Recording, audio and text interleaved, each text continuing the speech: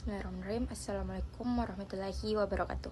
Perkenalkan, nama saya Desvira Humaira dengan 3 NIM akhir 047 dari kelas BK 2B. Video ini dibuat untuk memenuhi tugas final mata kuliah pengembangan pribadi konselor. Saya akan menjelaskan materi dari kelompok 7 yang membahas mengenai teori-teori konseling lintas budaya. Adapun teori yang pertama yaitu teori identitas rasial, di mana teori ini berfokus pada bagaimana identitas rasional seseorang berkembang dari waktu ke waktu. Tahapan-tahapan dari waktu ke waktu melalui tahapan-tahapan tertentu. Perkembangan identitas ini sangat mempengaruhi secara individu, cara individu tersebut memandang dirinya sendiri, serta bagaimana ia berinteraksi dengan orang lain di sekitarnya. Nah, yang kedua ada multicultural counseling and therapy. Teori ini hadir sebagai kritik terhadap teori konseling barat konvensional yang seringkali tidak cocok jika diterapkan langsung pada budaya non-barat.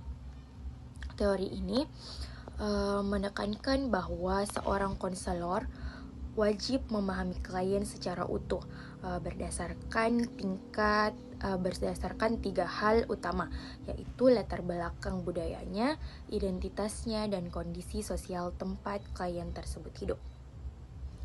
Nah, selanjutnya yang ketiga ada model dan pendekatan konseling lintas budaya. Model ini membagi identitas manusia menjadi 3 tingkatan yang saling berkaitan. Yang pertama ada tingkat universal. Materi ini membahas pada aspek mendasar yang dimiliki oleh semua manusia tanpa terkecuali, seperti kebutuhan biologis atau emosi dasar.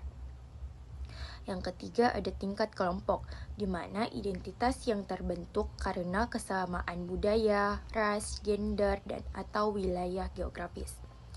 Tingkat individual yaitu keunikan pribadi yang membuat seseorang berbeda dari orang lain, bahkan di dalam kelompok yang sama.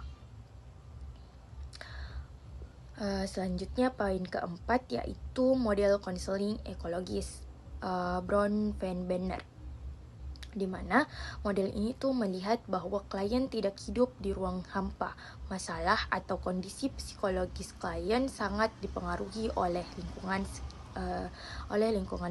di sekitarnya, mulai dari lingkungan terdekat seperti keluarga hingga lingkungan yang lebih luas seperti budaya, masyarakat, dan sistem sosial yang berlaku.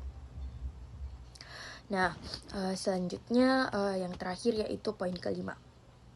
Ada psikologis pendekatan, ada psikologis pembebasan. Pendekatan ini melihat masalah psikologis bukan sekedar gangguan dari dalam diri individu, melainkan sebagai dampak nyata dari adanya penindasan sosial, ketidakadilan, diskriminasi atau marginalisasi sistematis yang dialami klien di masyarakat. Mungkin itu saja yang dapat saya sampaikan. Wabillahi taufiq wal hidayah. Assalamualaikum warahmatullahi wabarakatuh.